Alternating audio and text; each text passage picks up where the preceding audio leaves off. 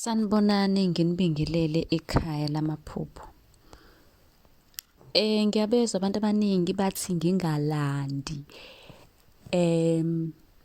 ukuthi kubalulekile ukuthi abantu ngibakhumbuze ukuthi be-subscribe bethathe inamba. Ngobani na? Ngoba mina ngiyanisiza ngokuthi nichazeleke nithole ulwazi, nani niyangisiza ngokuthi ninyuse i-channel yami. Kufaka imali lokho, imali yani yokuthenga idatha, ngiphinde ngibuye ngizochazela omunye obuzile. Sinalo i-page ku-TikTok, sinalo i-page ku-YouTube, ku-Facebook. Igama nje liyafana lithi Sichaza Amaphupho. Okay, ake ngihlale odabeni-ke.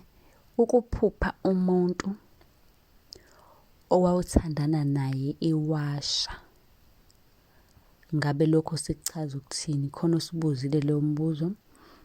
Into enokwasha phakathi nje kuyaye kuthiwe kuyinhlambuluko leyo. Ukusho ukuthi lowo muntu owawuthandana naye ufisa ukuthi kube khona uxolo oluba khona phakathi kwakho naye, ngoba lithini iphupho? Umuntu othandana naye ewasha.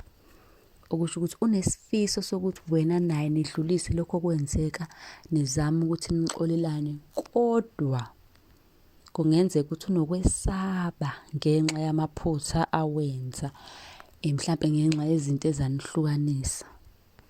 Kodwa akakhoni ukufinyelela kuwe, akakhoni ukuzehlisa. Engakusho ukuthi kubalulekile ukuthi uzehlise, ukhulume nje nomuntu, wamukele iphutho lakho uma uyibona ukuthi wawu-wrong, ulamukele.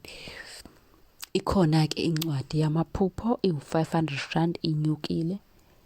Khona insipho yobulongo, iyasiza ukugeza idlozi, uthandeke nje isiza okuningi.